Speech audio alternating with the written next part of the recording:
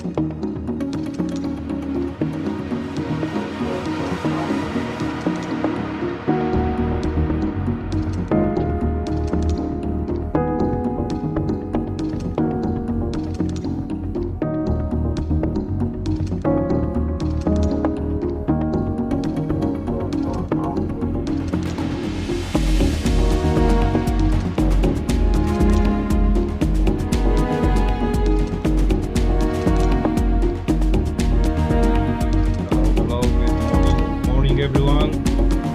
And thank you very much for joining us in the morning of Tuesday, the 26th of November. It's just about 9:30 in the UK time. Central European time is 10:30. Thank you very much for taking the time. We have quite a lot of people here, so this is a bit of hospitality here. My name is Bart, and I am a founder of Polish Business Link, and it's with my pleasure to welcome you all at this webinar titled essential steps to starting a business in the UK, a guide for new entrepreneurs. We're gonna talk about what is changing. We're gonna talk about how we can adapt to new changes coming up, and we have fantastic speakers today. Yes, chat, please let us know where you're dialing from. Please let us know also your questions. We're gonna use chat function to communicate effectively. After few presentations, we'd like you to stay and unmute, raise the hand, virtual or physical, whatever, just to make sure that we are staying relevant to you and to your business. By all means, Polish Business Link mission is to link businesses and make sure that you're growing with great connections. What I would like to do is I would like to start and kick off today's meeting and introduce Władysław Galiński from Carter Lemon Camerons, who will start first presentation. Vlad? Thank you very much, Bart. I will ask you to share the PowerPoint presentation. And I guess I will then ask you to turn on slides each by each. So hello, everyone. My name is Władysław. I'm from Carter Lemon Camerons. I'm an immigration solicitor, immigration advisor myself. And in this webinar, my part will be focused on considering very important immigration categories when it comes to starting a business in the UK. I have to say that a few years ago, maybe before Brexit happened in 2020, the UK was very much known for having a vast number of business categories to apply for. Some of you may have heard about these visa categories as entrepreneur visa, investor visa, sole representative of an overseas business visa. Unfortunately, they are now closed to new applicants, and only those who happen to have jumped on the train and managed to secure a visa are still living in the UK under that visa category. However, it doesn't mean that UK does not have anything else to offer. And UK is actually very much still attractive for young entrepreneurs and foreign business people to come and consider. And if I can move to the next slide, please. So just a few interesting stats for you to consider. These are very fresh. So 39% of the UK's fastest growing startups have at least one immigrant co-founder. 1 in 4 large UK businesses are foreign owned, and there were more than 400,000 work visas granted as of June 2024 compared to previous years. So as you see, despite all the economic turbulations, the Brexit, which happened a few years ago, and other financial issues, UK still remains very much attractive to UK businesses. Next slide, please. And in this regard, we're gonna talk about 4 main business categories that might be of interest to people coming from Poland, as well as people coming from other EU countries and rest of the world. So the most famous and probably heard of is the skilled worker visa, which is also now called sometimes as a self-sponsorship route. There is also innovator founder visa, UK expansion worker visa, and scale-up worker visa. So we shall begin with the first one, and we move to the next slide. Basically, the skilled worker visa, as many of you probably have heard, is about an overseas employee, professional skilled employee coming to the UK to work for a UK company, be it a newly created company or a long-term existing company. And for that to happen, basically, there are 2 stages to pass and go through. So the first stage would be a UK company applying and getting a sponsorship license. Then the main second stage would be an overseas employee applying for a work visa. What is good about skilled worker visa is it can be good for 5 years at once. So essentially, you can skip the extension periods, and instead of applying every year or every second year for extension, you can just apply and get it for 5 years at once. A main applicant, along with dependent partner and children under 18, apply together. So why it's called self-sponsorship route is because now with the new rules, which came into force roughly in spring last year, the overseas worker who is applying for a skilled worker visa can be a 100% shareholder of the UK company he's applying to work with. So essentially, what can happen is an overseas employee or worker can establish a UK company, a new UK company, get himself as a founder and shareholder. He or she will need to appoint a nominal director to head the company in the UK, to open a bank account, to rent an office space and stuff like that, and then essentially hire himself. That's why informally it's called self-sponsorship. One of the main requirements to comply with is the minimum salary. As you can see on the slide, it's £38,700 a year before taxes. Also, the main applicant will need to show that he or she has passed a B1 language test, which is in 4 modules: reading, speaking, listening, and writing, unless certain exceptions apply. What these exceptions might be: for example, if an overseas employee happens to have a passport of some English-speaking country, for example, USA, Australia, New Zealand,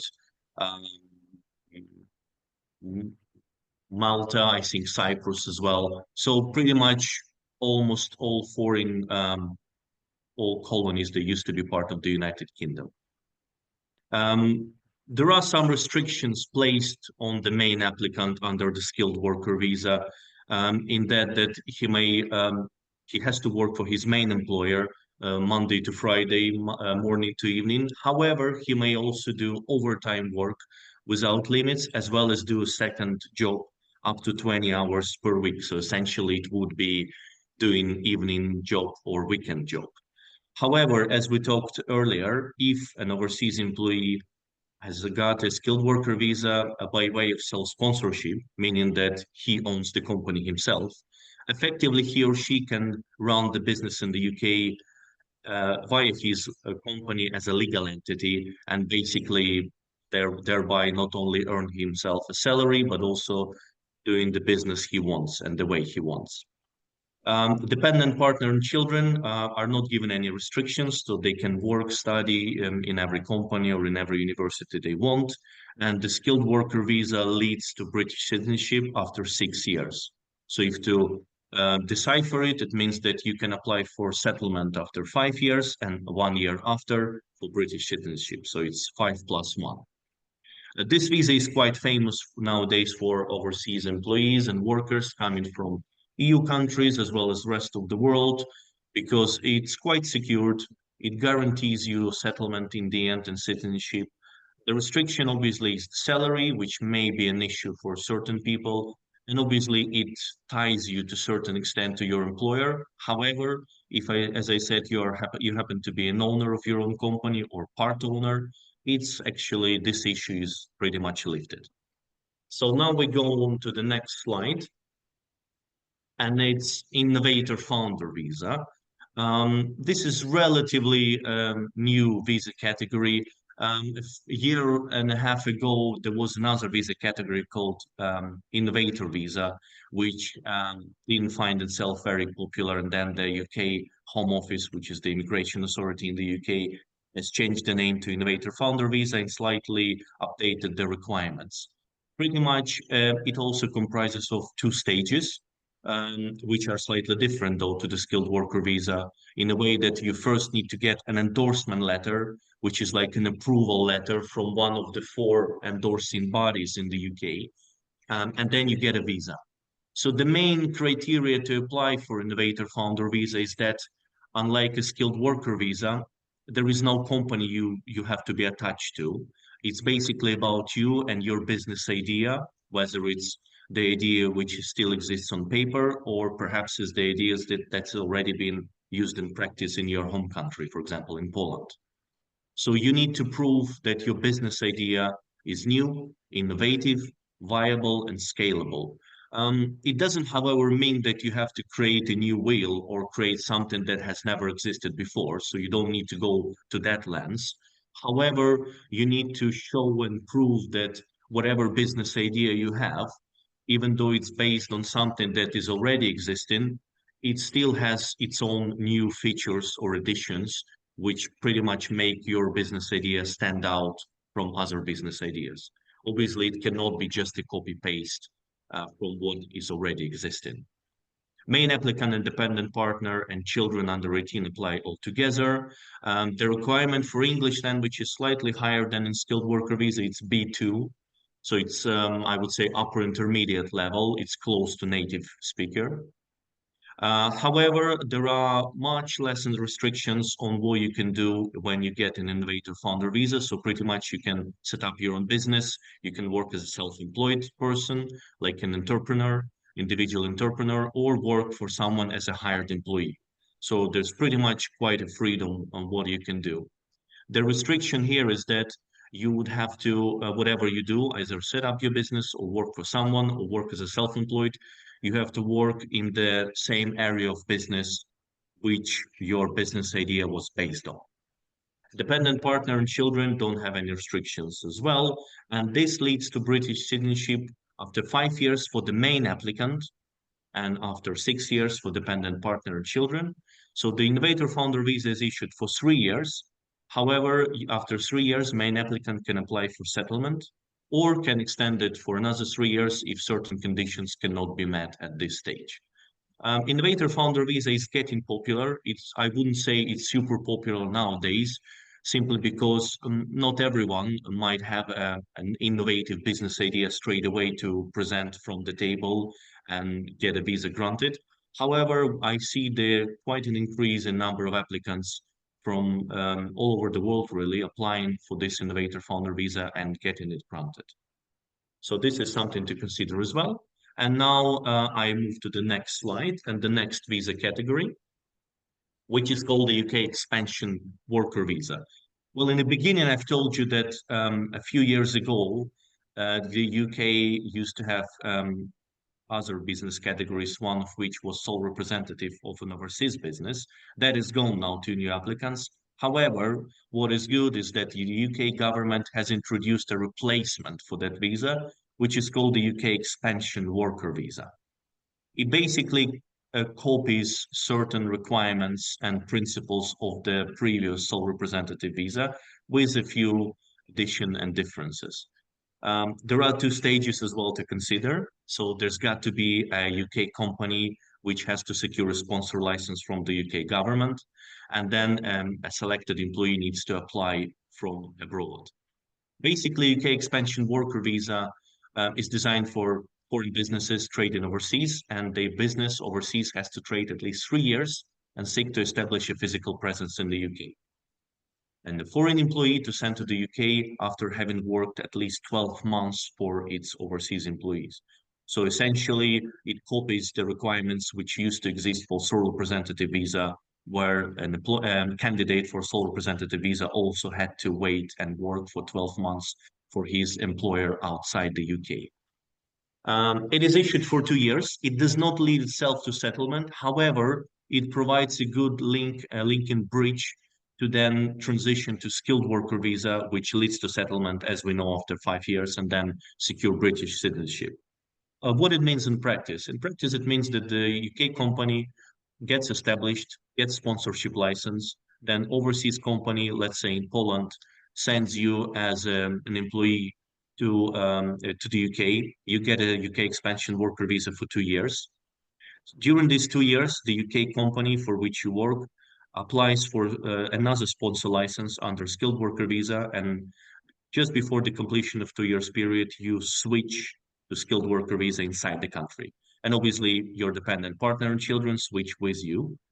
What is good for the UK expansion worker visa is that there's no need to pass English language test, although you will have to prove your English language skills when you transition to skilled worker visa after 2 years. And dependent partner children do not have any work restrictions. And obviously, you can all apply together. During the first 2 years of being on expansion worker visa, you are tied to your UK employer company. However, when transition to skilled worker visa, you'll be given much more freedom, as we saw in the first slide for the skilled worker visa. Now we move to the next slide, please. And that's the fourth major business visa category, which is a scale-up worker visa. It's a relatively new visa category. He used to combine certain principles of the previously existing startup visa and some other visa categories. And it basically allows you to come to the UK to do an eligible job for a fast-growing UK business. That's why they call it a scale-up business. There is a requirement, or requirements, I'd rather say, for the UK business to comply with. So the UK business must demonstrate growth rate of at least 20% in employment or turnover over the past 3 years and have at least 10 hired employees. So unfortunately, unlike a skilled worker visa, not every UK business would be eligible probably for this visa. So it's going to be a business which is really fast growing, has quite a number of people employed, and its turnover is quite good. There are two stages as well: getting sponsorship license for the UK company and then work visa for the employee. What is good about the scale-up worker visa is that the applicant can be employed in a job for the first 6 months, and the minimum salary should be 36,300 per year before taxes. And then it's issued for 2 years, and then it can be extended for another 3 years. But after 6 months of working on a scale-up worker visa, you become essentially free. So you can leave your UK employer company and just get hired with another UK company without the need to get a separate permission or work visa. So despite the fact that scale-up worker visa is a bit difficult to get in the very beginning, it happens to be easier and gives you more freedom in the end or in the second part. Main applicant can bring dependent partner and children under 18 as their dependents. There is, again, an English language test of B1 in reading, speaking, listening, and writing. And unlike the main applicant, who cannot work for anyone else for the first 6 months, dependent partner and children are free to do whatever they want. This visa leads to British citizenship after 6 years for all applicants. So next slide, please. So I thank you for your attention. Those were the 4 main visa categories to consider and which are still open to new applicants. So whether you're from Poland or from other EU country or from the country outside the UK, These are the four categories to consider, and I'll be glad to answer your questions in the end. Thank you very much for your attention. Brilliant. Stop sharing the screen. Fantastic. Thank you very much, Vlad. That's very comprehensive categories. Really quite a lot of probably questions we have in the chat. Let's continue. We've got another member with us, Anika and Tonis. Floor is yours, Anika. Yeah, hi everyone. Anika, maybe you can open the slides and share the screen. And also, Vladislav, thanks for the presentation. It was very interesting to me. You know, after Brexit happened, it still is kind of new to me, although it's like 4 years old, this news that Europeans have to apply for visas to really be here in UK. But all right, yeah, thanks for that information. I'll just briefly start about what One Office does and where we do those things. I'm the Chief Sales Officer and Partnership Manager. So I cover a lot of things in One Office, and I've been here for 6 years. Anika will speak about the UK specifically, and that will be the main focus, but I just wanted to show you overall what we do and where we do it. So Anika, the first slide, please. Can you not see it? No? Okay, let me try a different version for some reason. Why is it not showing? I saw, so I don't know, maybe we can try again. I can see this. I was able to see it as well. Yeah. Oh, were you? Okay. Yeah, just the next slide. Not Oh, sorry. Yeah. slide. Okay, let me try this way. It's slideshow. Sorry. These are your notes, so you probably need to change the settings. Is it gone to the proper one now? Yeah, perfect. Now it's perfect. Okay. Thanks. Next And one. next slide. There we go. Next Perfect. slide. Yeah. So this is the main thing that I wanted to show you is that it's not only UK and what happens with One Office customers, whether they are from Poland or Lithuania or Germany, we have customers all over the world. It's that they open a company or do business in UK, but then they look for other markets as well. And that's why we think we are in a good position to help you if you're looking to expand to multiple countries, not only right now, but maybe in the future. So you have that option available. And here are the countries where we manage businesses. It's Sweden, Finland, Latvia, Estonia, Lithuania. So the Baltic region is usually also very interesting for Polish companies. But obviously the UK market is a big market. It's also a very saturated market. So it's hard to do business there because whatever you plan to do there, it's probably already done. So you really have to have some kind of competitive edge there. But it's fine. We've seen Polish companies and other Baltic companies being successful there. So definitely there's room for more. And especially if you're innovative and maybe have some, cost-related advantages. One Office has been on the market for 16 years. We started in Estonia, so in the Baltic region. We grew into the Nordic region, the Baltic states, and then UK. So UK is actually one of the newest countries where we operate, although it happened in 2016 already. And we are also known for having the world record in opening the company in the fastest time. It wasn't in UK, it was in Estonia, because Estonia has also very good systems for setting up a business. But UK is also very fast. So 3 working days usually, sometimes faster, sometimes slower. But usually within a week, you can get your company from start to finish. So UK is also like a very, very quick thing. So if you think of doing business there, I'd put more focus on finding customers, making the business plan very thorough, maybe finding partners. And then when you're ready to really get things going, then just open the company. It doesn't take too much time. So yeah, you don't maybe have to put so much focus on, how I'm going to open the business and how I'm going to do the accounting and taxes and everything. It's quite easy there. Next slide, Anika, please. And yeah, this is how we can help. So we can open and establish the businesses. Sometimes it's not necessary. Sometimes you just need minor registrations, maybe a VAT registration if you're just exporting. Obviously, like a local body or an entity is a good solution, but it might not be the perfect fit for you. You might want to start light.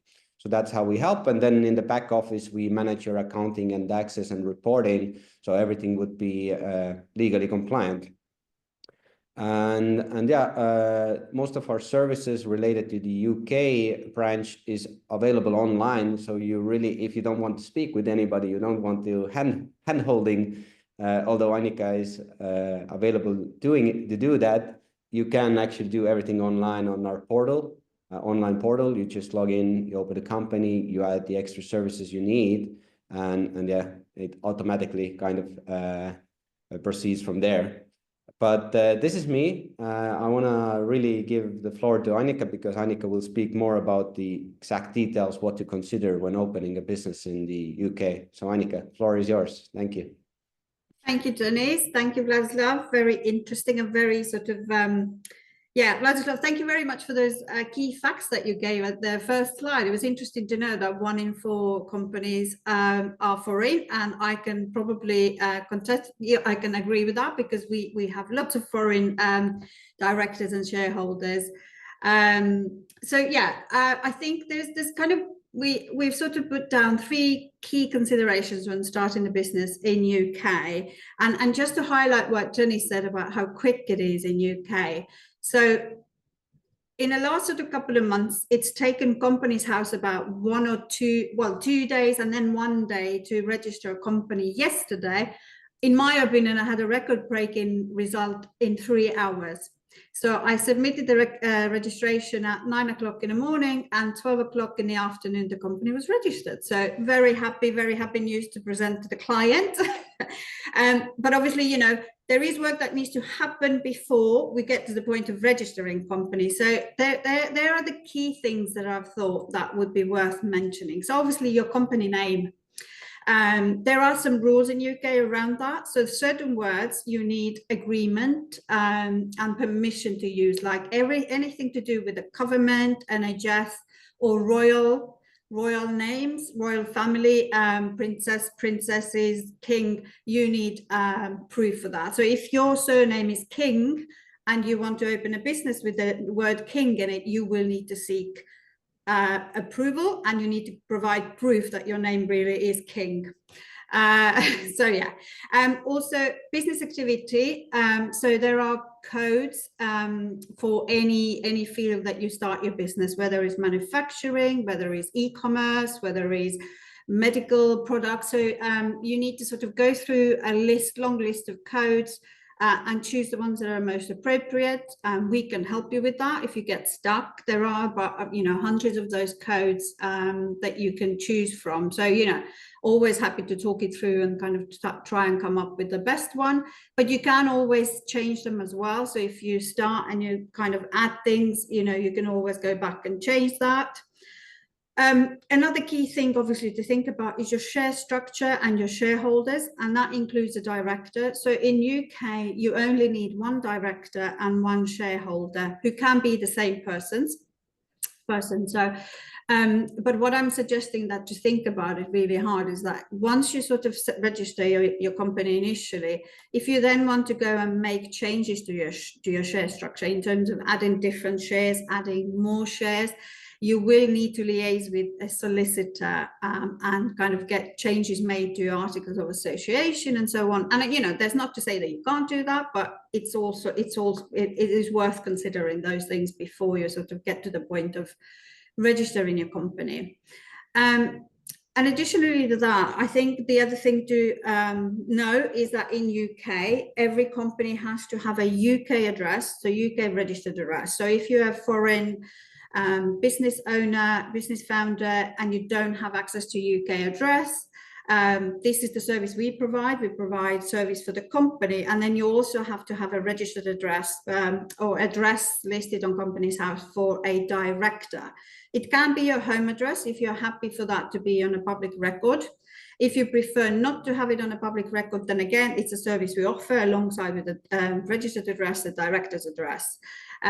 All your official communication from 2 main bodies, state bodies, Companies House and HMRC, will come to that address, so you need that. I think going back to the name thing as well. So when you start thinking about a company name, if you're planning to open a website, it's also worth considering and checking, is that portal name available? Because if you then realize that somebody's already using that website with that name, you might have to go back and change. But, again, nothing that you can't sort of figure out. So those are the kind of key things. We have, and again, with the company names, there's a name checker available on our website. You can go and put your name and see if it's available. If it's not, you have to think of something else. And with the name as well, you can't be too similar to somebody else's company name already. So that's worth mentioning as well. So those are the key things when you first start. So when you're registered, you've got a director, you've got responsibilities that come with a company. It's easy to open a company in UK.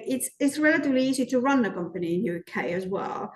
There are 2 key reportings that you need to do. One of those being confirmation statement that you have to do every year.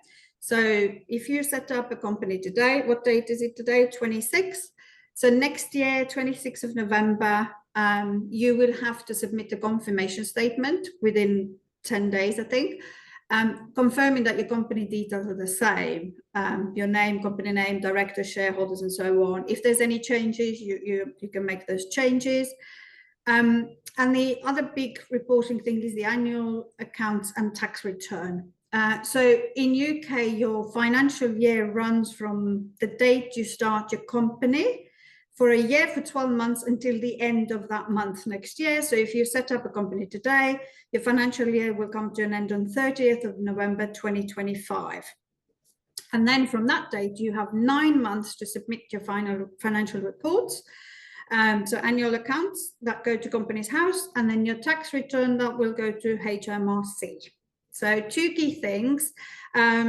A strong recommendation to keep your records, obviously your financial records on top throughout the year as well. Go and revisit your finances and think, do I need, if you don't need an accountant help straight away, it's really worth visiting that, because we've had quite a few clients who sort of come to the end of the year, realize they haven't necessarily done everything they need in terms of their finances and stuff. And then it takes longer to kind of resolve those issues.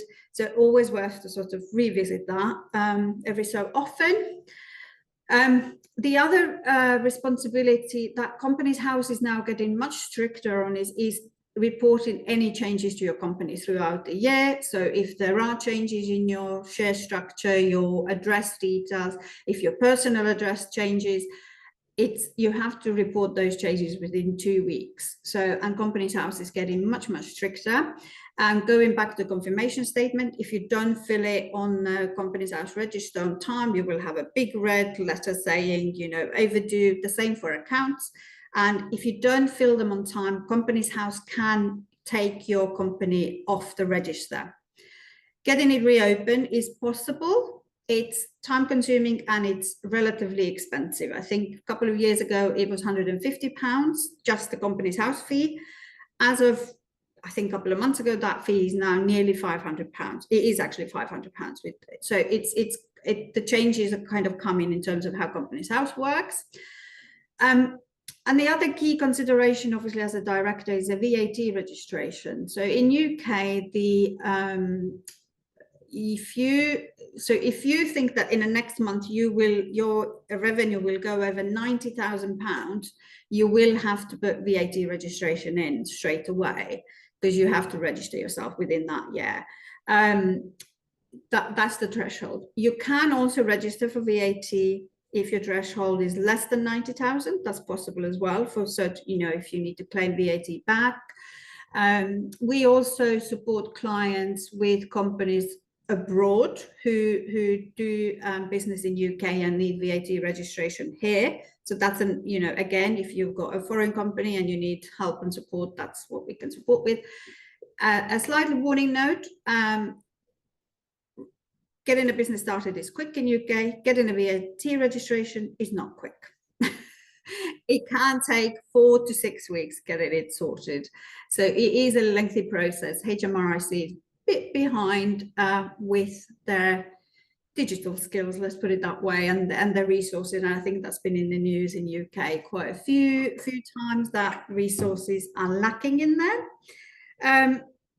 Yeah, so those are the kind of key things that I thought to share, but we are open to lots of questions. Any questions you have, any questions I might not be able to answer, I will go and ask the accountant, because I'm not going to pretend that I have got an accountancy degree, even though I did try, but I didn't get that.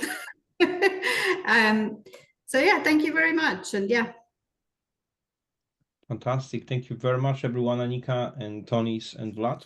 Fantastic. Let's open up the conversations, really. If anyone would like to just, just wave the hand, whatever, all of these tools and have the questions around. There are a couple of questions, obviously.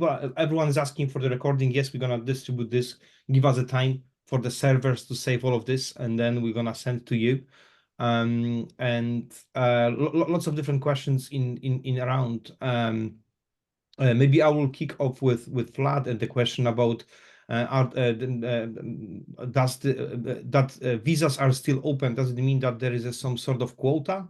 So how many are available? How many available in the pocket, really, or it's just a case-by-case scenario? Vlad, what's the practicalities here in terms of how they actually manage applications?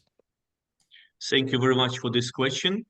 It is true that in the past there used to be a quota regime for skilled worker visas as well as for some other visa categories. However, the good news is there is no quota anymore. So basically it means that there is no limit of number of people who can apply from outside the UK for skilled worker visa or for another visa category we've discussed, as long as you meet the relevant immigration requirements. As you saw in my slides, in one of the first slides about the statistics, more than 400,000 people came on skilled worker visas, which is basically an example that there is no quota anymore. But yes, it used to exist in the past, but it's gone now, so you may be relaxed. And this is very interesting. I think the first stats that you shared, 39% of UK high growth startups got at least one immigrant co-founder.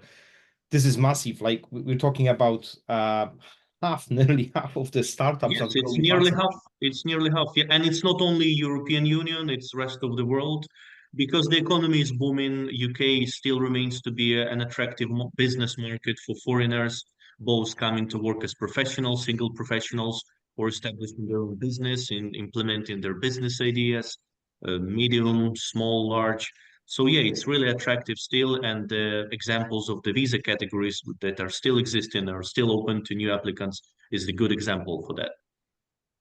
Excellent. So yeah, everyone is welcome to apply for the category that suits them most. Yes, I think there is a message there, like you're not alone, guys. If anyone is planning to do it, it's not like you're just one of like few. It's one of many, and I think by having a really good community, let's remember the relationship between, especially between Poland and the UK, but in general, European and UK countries. I think there are some over 3 million still Europeans living in the UK. It's the community. It's not like it's worth to actually maybe tap into community, ask for help, and see the people how things are going, because it's also the when someone is applying the visa is a massive personal change for them. And to look from how this looks from the day-to-day perspective, isn't it? And that's very much important in that subject. Anika and Tony's a question. Obviously, we talk about the business formations and obviously tax changes, £90,000 for VAT and so on. And I think from the business owner perspective, it's this threshold for income tax is getting squeezed us quite a bit over the time. I live in Scotland, so that is even lower. I think 42,000 or something, and then you start paying 40% tax on not corporate, a private one. But what's the outlook for 2025 when you speak with quite a lot of businesses around, obviously, who are coming and opening business and you're helping them? So a little bit like overview, what types of industries are getting into the UK from like you and your perspective, and where is the opportunity? What industries are performing the best? You know, that's a really interesting question. I wish I had like a narrow kind of field, but I don't. We really have a very wide client group. So, you know, like I said, e-commerce, that's quite often, you know, it's quite popular. We have somebody who is looking at transporting marine oil, a new one for me. It could be really literally anything. We have somebody who is trying to do book selling and book production and so on. So it's really, I think the thing about UK is really wide open, isn't it? Yeah, I know that in Estonia, you know, Estonia is really concentrating on IT and tech. You know, being to your event in Poland, you know, meditech is a big thing. Whereas in UK, I think it's open to anything and everything, isn't it? It's so wide.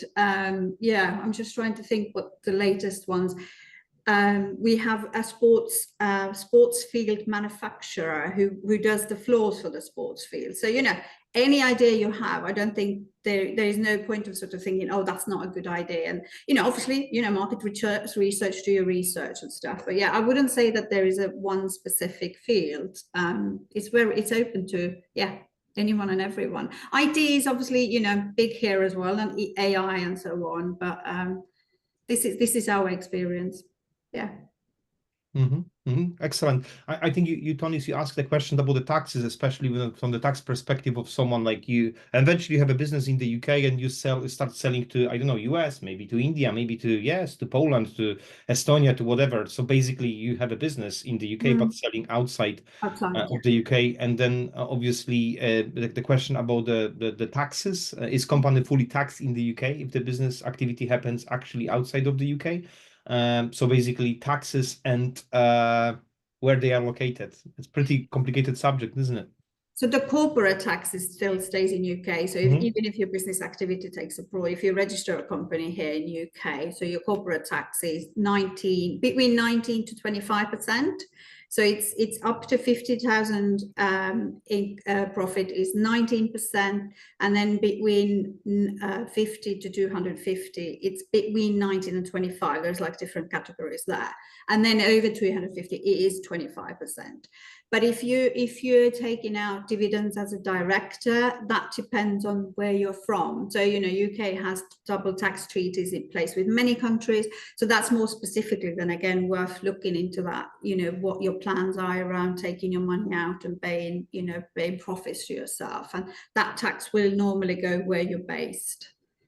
Excellent. And Vlad, you question, Ella asked what kind of visa would be the best for owners who doesn't speak English. And I think you did mention I think the third option there with some limitations. Can you expand on this?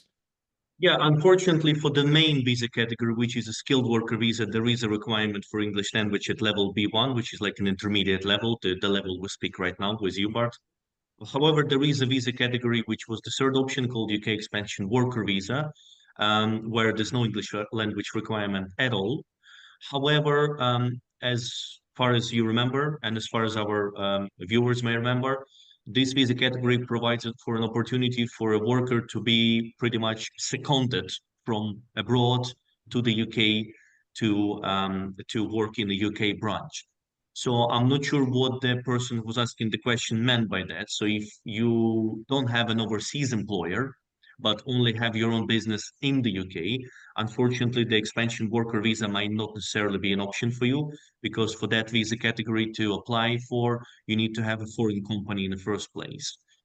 If it's just the UK company, I'm afraid you will need to find a way perhaps to instruct an teacher to quickly go through the English language test and pass it. It's not that difficult, to be honest. I've seen many clients with pretty much close to zero knowledge of English language, attending private courses, and within 2 to 3 months, they were actually able to successfully pass the B1 test. So that is possible. So if you don't speak English very fluently or don't use it on a daily basis, don't put a cross on yourself. It's still possible. Vlad, I think this is an interesting topic because I think in general, it's outside of the topic. I think the education of Central and Eastern Europe that actually put us in the place that we are not believing in ourselves a little bit. You know, I used to speak German and I completely lost And I passed any formal exams. The only one I passed is because I became the dual citizenship, including British, and that was pretty easy. I have to say it was like just 5-10 minutes questions, like tell us about your life in the UK, and that's it. However, it is a bit like, I think education systems are a bit different, and we think like, oh my, if I don't speak like the people in the BBC, I can't show up myself in front of this. So guys, don't worry, you are there. I think you're halfway through, even not closer. And moreover, Bart, you don't have to go to university to do a 3-year Lancy degree. There are, in the UK as well as in many EU countries, I come across such organizations. They are massively on the rise now. They provide language courses specifically oriented for passing the language test. So you're not supposed to be using perhaps English on a daily basis, but it would be just enough for you to successfully pass the test, get the certificate you need, and apply for a visa. So again, don't think that it's just a massive 3-year piece of your lifetime that you want to devote to. It's pretty much a matter of several months to commit to, and that's it. Excellent. Thank you very much. And so like, let us know. Definitely, we're gonna share this presentation, and let's connect. Let's share the links if you haven't did so. LinkedIn, WhatsApp, QR codes. I think we all know how this works, and let's have a conversation going, because every single one of you is different case and different then therefore consultation needed for your own needs. Before we go, I'd like to announce a couple of next events. So obviously at PB Link, what we do events like this. However, we also do face-to-face events. And because it's nearly Christmas time is coming, I think I'm not yet ready completely. Some of our neighbors is already ready with all of this packed gifts and so on. I was like, I'm completely nowhere near. However, we reflect on things what happened this year, and obviously planning for 2025. And let me just share very quick screen to show you a couple of coming events. Share the screen. I hope you can see my screen. Today's webinar is here. We also run an online networking event later on Thursday with our members. We also run a UK Budget 2024, and this is focusing on properties, and that's early December with Adam as well as Rufus from Carter Lemon Camerons. We also run interesting events. So this Newable Connect is one of the business group in London that we work really closely together. So if you're around on the 5th December, please come along. And obviously Christmas lunch in Ognisko Polskie. We are there at 1 p.m. I think last 2 or 3 tickets left. We're gonna be there at the second floor. And about 30 members will join us. So if you wish to join, there is still some capacity. And following day, we organize informal networking, business coffee networking. This is actually in London, face-to-face, and it's near Waterloo Station. So if you're around that area, please make sure that you got there. One of the events I'd like to talk about is British-Polish Construction Forum that we actually plan in April 2025, along with golf networking. However, everything you can find on events, pblink.co.uk. We are a networking organization. We love events, so please do engage with what we are planning to. Stop the sharing screen. So let me just conclude this event, and thanks Władysław, Annika, and Tonis for your time and for excellent presentation. We're gonna share this shortly, and I shall see you either online or at some of our face-to-face events. Thank you, everyone. Thank Thank you, you. everyone.